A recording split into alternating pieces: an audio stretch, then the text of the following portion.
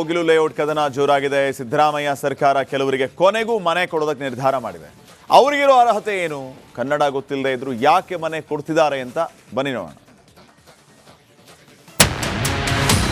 Application ಹಾಕೋರಿಗೆಲ್ಲ ಮನೆ ಕೊಡಕ್ ಆಗಲ್ಲ. ಕೋಗಿಲು ಬಡಾವಣೆಯಲ್ಲಿ ತೆರವು ಪ್ರಕರಣ. 26 ಮಂದಿಗಷ್ಟೇ ಮನೆ ಕೊಡಲು ತೀರ್ಮಾನ. ರಾಷ್ಟ್ರ ಮಟ್ಟದಲ್ಲಿ ಸದ್ದು ಗದ್ದಲಕ್ಕೆ ಕಾರಣವಾದ ಕೋಗಿಲು ಬಡಾವಣೆ ತೆರವು ಪ್ರಕರಣಕ್ಕೆ ತೆರೆ ಬೀಳ್ತಾ ಇದೆ.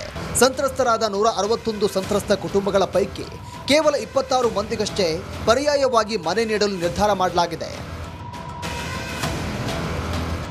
ಈಗ ಎಲ್ಲರದು ಡಾಕ್ಯುಮೆಂಟ್ ವೆರಿಫಿಕೇಶನ್ ನಡೀತಾ ಇದೆ. ಎಲ್ಲರಿಗೂ ಗೊತ್ತಿರೋದೇ ವಿಚಾರ. ಟೋಟಲ್ 270-61 ಮನೆಯಲ್ಲಿ 161 ಮನೆಗಳು ಡೆಮಾಲಿಷ್ ಆಗಿದೆ.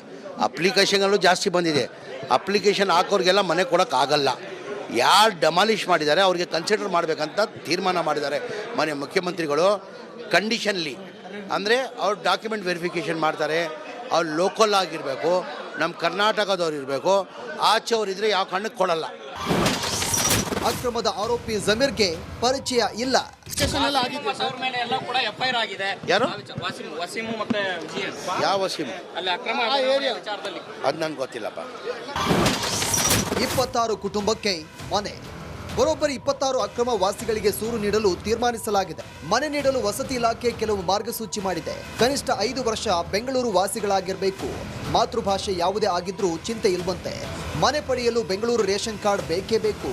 ಫಲಾನುಭವಿಗಳಿಗೆ ಬೆಂಗಳೂರಿನ ವೋಟರ್ ಐಡಿ ಇರಬೇಕು. ಮನೆ ಪಡೆಯೋರ ಮಕ್ಕಳ ಶಾಲಾ ದಾಖಲಾತಿ ಪರಿಶೀಲನೆ ಮಾಡ್ತಾರೆ. ರಾಜ್ಯದ ಯಾವುದೇ ಭಾಗದಿಂದ ಬಂದವರಾಗಿದ್ರೂ ಮನೆ ಕೊಡ್ತಾರೆ.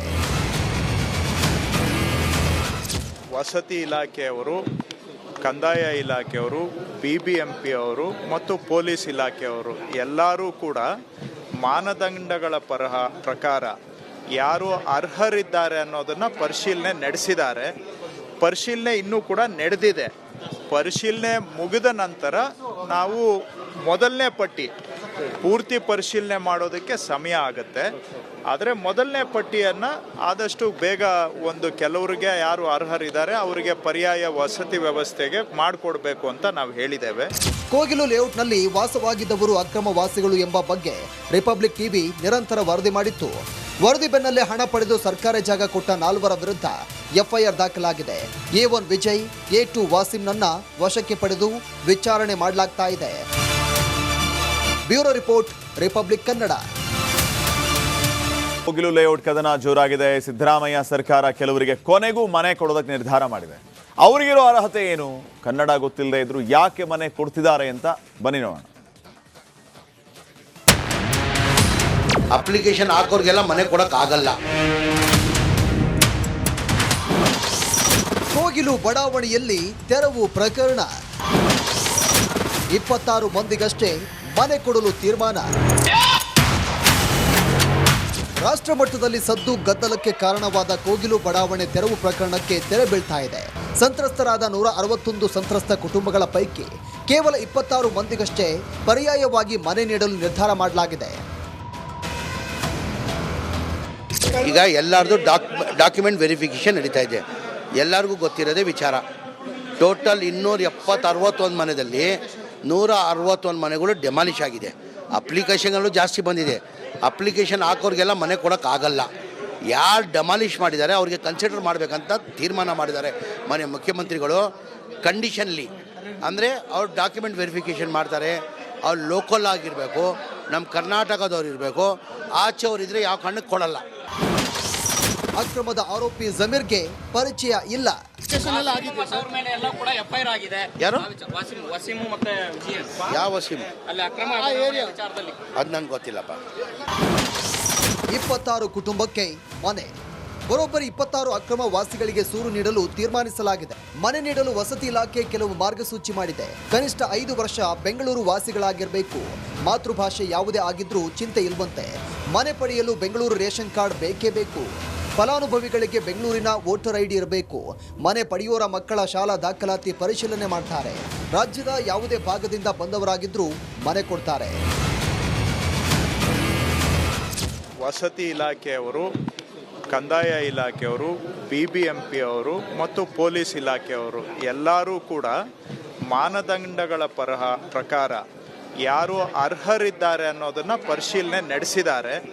ಪರಿಶೀಲನೆ ಇನ್ನೂ ಕೂಡ ನಡೆದಿದೆ. ಪರಿಶೀಲನೆ ಮುಗಿದ ನಂತರ ನಾವು ಮೊದಲನೇ ಪಟ್ಟಿ ಪೂರ್ತಿ ಪರಿಶೀಲನೆ ಮಾಡೋದಕ್ಕೆ ಸಮಯ ಆಗುತ್ತೆ. ಆದರೆ ಮೊದಲನೇ ಪಟ್ಟಿಯನ್ನು ಆದಷ್ಟು ಬೇಗ ಕೆಲವರಿಗೆ ಯಾರು ಅರ್ಹರಿದ್ದಾರೆ ಅವರಿಗೆ ಪರ್ಯಾಯ ವಸತಿ ವ್ಯವಸ್ಥೆಗೆ ಮಾಡಿಕೊಡ್ಬೇಕು ಅಂತ ನಾವು ಹೇಳಿದ್ದೇವೆ. ಕೋಗಿಲು ಲೇಔಟ್ನಲ್ಲಿ ವಾಸವಾಗಿದ್ದವರು ಅಕ್ರಮ ವಾಸಿಗಳು ಎಂಬ ಬಗ್ಗೆ ರಿಪಬ್ಲಿಕ್ ಟಿವಿ ನಿರಂತರ ವರದಿ ಮಾಡಿತ್ತು. ವರದಿ ಬೆನ್ನಲ್ಲೇ ಹಣ ಪಡೆದು ಸರ್ಕಾರಿ ಜಾಗ ಕೊಟ್ಟ 4 ವಿರುದ್ಧ FIR ದಾಖಲಾಗಿದೆ. A1 ವಿಜಯ್, A2 ವಾಸಿಂನನ್ನ ವಶಕ್ಕೆ ಪಡೆದು ವಿಚಾರಣೆ ಮಾಡಲಾಗ್ತಾ ಇದೆ. Bureau report, republic Kannada. Kogilu layout ಕದನ ಜೋರಾಗಿದೆ. ಸಿದ್ದರಾಮಯ್ಯ ಸರ್ಕಾರ ಕೆಲವರಿಗೆ ಕೊನೆಗೂ ಮನೆ ಕೊಡೋದಕ್ಕೆ ನಿರ್ಧಾರ ಮಾಡಿದೆ. ಅವರಿಗಿರೋ ಅರ್ಹತೆ ಏನು? ಕನ್ನಡ ಗೊತ್ತಿಲ್ಲದೆ ಇದ್ರು ಯಾಕೆ ಮನೆ ಕೊಡ್ತಿದ್ದಾರೆ ಅಂತ ಬನ್ನಿ ನೋಡೋಣ. ಅಪ್ಲಿಕೇಶನ್ ಹಾಕೋರ್ಗೆಲ್ಲ ಮನೆ ಕೊಡೋಕ್ಕಾಗಲ್ಲ. ಕೋಗಿಲು ಬಡಾವಣೆಯಲ್ಲಿ ತೆರವು ಪ್ರಕರಣ. 26 ಮಂದಿಗಷ್ಟೇ ಮನೆ ಕೊಡಲು ತೀರ್ಮಾನ. ರಾಷ್ಟ್ರ ಮಟ್ಟದಲ್ಲಿ ಸದ್ದು ಗದ್ದಲಕ್ಕೆ ಕಾರಣವಾದ ಕೋಗಿಲು ಬಡಾವಣೆ ತೆರವು ಪ್ರಕರಣಕ್ಕೆ ತೆರೆ ಬೀಳ್ತಾ ಇದೆ. ಸಂತ್ರಸ್ತರಾದ 161 ಸಂತ್ರಸ್ತ ಕುಟುಂಬಗಳ ಪೈಕಿ ಕೇವಲ 26 ಮಂದಿಗಷ್ಟೇ ಪರ್ಯಾಯವಾಗಿ ಮನೆ ನೀಡಲು ನಿರ್ಧಾರ ಮಾಡಲಾಗಿದೆ. ಈಗ ಎಲ್ಲರದು ಡಾಕ್ಯುಮೆಂಟ್ ವೆರಿಫಿಕೇಷನ್ ನಡೀತಾ ಇದೆ. ಎಲ್ಲರಿಗೂ ಗೊತ್ತಿರೋದೇ ವಿಚಾರ. ಟೋಟಲ್ 261 ಮನೆಯಲ್ಲಿ 161 ಮನೆಗಳು ಡೆಮಾಲಿಷ್ ಆಗಿದೆ. ಅಪ್ಲಿಕೇಶನ್ಗಳು ಜಾಸ್ತಿ ಬಂದಿದೆ. ಅಪ್ಲಿಕೇಶನ್ ಹಾಕೋರಿಗೆಲ್ಲ ಮನೆ ಕೊಡೋಕ್ಕಾಗಲ್ಲ. ಯಾರು ಡೆಮಾಲಿಷ್ ಮಾಡಿದ್ದಾರೆ ಅವ್ರಿಗೆ ಕನ್ಸಿಡರ್ ಮಾಡಬೇಕಂತ ತೀರ್ಮಾನ ಮಾಡಿದ್ದಾರೆ ಮುಖ್ಯಮಂತ್ರಿಗಳು. ಕಂಡೀಷನ್ಲಿ ಅಂದರೆ ಅವ್ರು ಡಾಕ್ಯುಮೆಂಟ್ ವೆರಿಫಿಕೇಷನ್ ಮಾಡ್ತಾರೆ. ಅವ್ರು ಲೋಕಲ್ ಆಗಿರಬೇಕು, ನಮ್ಮ ಕರ್ನಾಟಕದವ್ರು ಇರಬೇಕು. ಆಚೆಯವರಿದ್ದರೆ ಯಾವ ಕಾರಣಕ್ಕೆ ಕೊಡಲ್ಲ. ಅಕ್ರಮದ ಆರೋಪಿ ಜಮೀರ್ಗೆ ಪರಿಚಯ ಇಲ್ಲ. ಯಾರು? ಯಾವ ವಸೀಮ್? ಅದು ನಂಗೆ ಗೊತ್ತಿಲ್ಲಪ್ಪ. 26 ಕುಟುಂಬಕ್ಕೆ ಮನೆ. ಬರೋಬ್ಬರಿ 26 ಅಕ್ರಮ ವಾಸಿಗಳಿಗೆ ಸೂರು ನೀಡಲು ತೀರ್ಮಾನಿಸಲಾಗಿದೆ. ಮನೆ ನೀಡಲು ವಸತಿ ಇಲಾಖೆ ಕೆಲವು ಮಾರ್ಗಸೂಚಿ ಮಾಡಿದೆ. ಕನಿಷ್ಠ 5 ವರ್ಷ ಬೆಂಗಳೂರು ವಾಸಿಗಳಾಗಿರಬೇಕು. ಮಾತೃಭಾಷೆ ಯಾವುದೇ ಆಗಿದ್ರೂ ಚಿಂತೆ ಇಲ್ವಂತೆ. ಮನೆ ಪಡೆಯಲು ಬೆಂಗಳೂರು ರೇಷನ್ ಕಾರ್ಡ್ ಬೇಕೇ ಬೇಕು. ಫಲಾನುಭವಿಗಳಿಗೆ ಬೆಂಗಳೂರಿನ ವೋಟರ್ ID ಇರಬೇಕು. ಮನೆ ಪಡೆಯೋರ ಮಕ್ಕಳ ಶಾಲಾ ದಾಖಲಾತಿ ಪರಿಶೀಲನೆ ಮಾಡ್ತಾರೆ. ರಾಜ್ಯದ ಯಾವುದೇ ಭಾಗದಿಂದ ಬಂದವರಾಗಿದ್ರೂ ಮನೆ ಕೊಡ್ತಾರೆ. ವಸತಿ ಇಲಾಖೆಯವರು, ಕಂದಾಯ ಇಲಾಖೆಯವರು, BBMP ಅವರು ಮತ್ತು ಪೊಲೀಸ್ ಇಲಾಖೆಯವರು ಎಲ್ಲರೂ ಕೂಡ ಮಾನದಂಡಗಳ ಪ್ರಕಾರ ಯಾರು ಅರ್ಹರಿದ್ದಾರೆ ಅನ್ನೋದನ್ನು ಪರಿಶೀಲನೆ ನಡೆಸಿದ್ದಾರೆ. ಪರಿಶೀಲನೆ ಇನ್ನೂ ಕೂಡ ನಡೆದಿದೆ. ಪರಿಶೀಲನೆ ಮುಗಿದ ನಂತರ ನಾವು ಮೊದಲನೇ ಪಟ್ಟಿ ಪೂರ್ತಿ ಪರಿಶೀಲನೆ ಮಾಡೋದಕ್ಕೆ ಸಮಯ ಆಗುತ್ತೆ. ಆದರೆ ಮೊದಲನೇ ಪಟ್ಟಿಯನ್ನು ಆದಷ್ಟು ಬೇಗ ಕೆಲವರಿಗೆ ಯಾರು ಅರ್ಹರಿದ್ದಾರೆ ಅವರಿಗೆ ಪರ್ಯಾಯ ವಸತಿ ವ್ಯವಸ್ಥೆಗೆ ಮಾಡಿಕೊಡ್ಬೇಕು ಅಂತ ನಾವು ಹೇಳಿದ್ದೇವೆ. ಕೋಗಿಲು ಲೇಔಟ್ನಲ್ಲಿ ವಾಸವಾಗಿದ್ದವರು ಅಕ್ರಮ ವಾಸಿಗಳು ಎಂಬ ಬಗ್ಗೆ ರಿಪಬ್ಲಿಕ್ ಟಿವಿ ನಿರಂತರ ವರದಿ ಮಾಡಿತ್ತು. ವರದಿ ಬೆನ್ನಲ್ಲೇ ಹಣ ಪಡೆದು ಸರ್ಕಾರಿ ಜಾಗ ಕೊಟ್ಟ 4 ವಿರುದ್ಧ FIR ದಾಖಲಾಗಿದೆ. A1 ವಿಜಯ್, A2 ವಾಸಿಂನನ್ನ ವಶಕ್ಕೆ ಪಡೆದು ವಿಚಾರಣೆ ಮಾಡಲಾಗ್ತಾ ಇದೆ. Bureau report, republic Kannada.